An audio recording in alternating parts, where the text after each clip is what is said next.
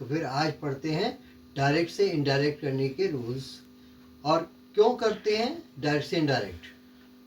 बिल्कुल बेसिक चीज़ है। जब हम अपनी फर्स्ट पर्सन और सेकंड पर्सन के बीच की बात को फर्स्ट पर्सन किसी थर्ड पर्सन को बताता है तो उसको हम क्या कहते हैं? रिपोर्टेड स्पीच कहते हैं। क्या आप पहली बात को चेंज करके बोलना। फर्स्ट पर्सन का मतलब है बोलने वाला, सेकंड पर्सन का मतलब है सुनने वाला। अब दो आदमी बात कर रहे हैं और उसकी बात जो फर्स्ट पर्सन है वो या सेकंड पर्सन है वो जाकर किसको बताता है? थर्ड पर्सन को बताता है, किसी तीसरे आदमी को बताता है। थर्ड पर्सन यहाँ पर ये नहीं है जिसकी बात की जा रही है उसकी बात कर रहे हैं। यहाँ पर हमारे थर्ड पर्सन होते हैं किसी तीसरे व्यक्ति को बताया जा रहा है।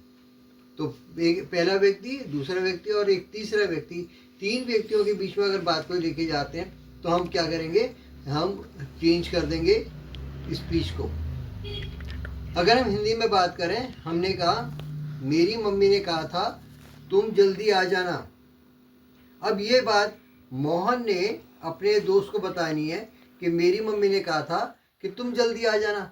अगर मोहन अपने दोस्त से कहता है कि सुरेश मेरी मम्मी ने कहा था तुम घर जल्दी आ जाना, तो इसका मतलब सुरेश ये समझेगा कि मुझे बुलाया है इसकी मम्मी ने। लेकिन वहाँ ऐसा तो नहीं है। वहाँ पर क्या कहना चाहिए था? मेरी मम्मी ने कहा था कि मैं आज घर जल्दी आ जाऊँ। हमने इसमें कुछ चेंज करे। एक तो हमने की लगाया, एक कहा था कहा, और एक क्या हो गया?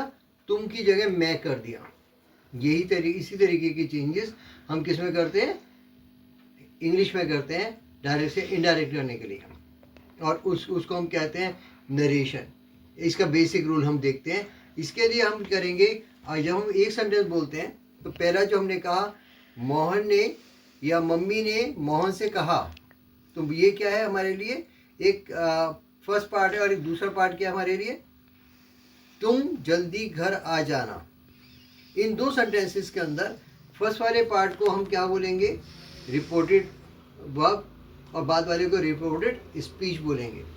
पहले वाले के अंदर जहाँ पर मम्मी और मोहन आ रहा है तो मम्मी क्या हो गया? सब्जेक्ट हो गया, और मोहन क्या हो गया? ऑब्जेक्ट हो गया। मम्मी ने काम किया और किसके ऊपर किया? किसको कहा? मोहन को कहा। तो ये क्या हो गया हमारा? सब्जेक्ट और ऑब्जेक्ट। जब हम रिपोर्टेड स्पीच की बात करते हैं जहाँ पर तुम घर जल्दी आ जाना की बात है, तो वहाँ पर तुम जो है वो हमारे लिए क्या है?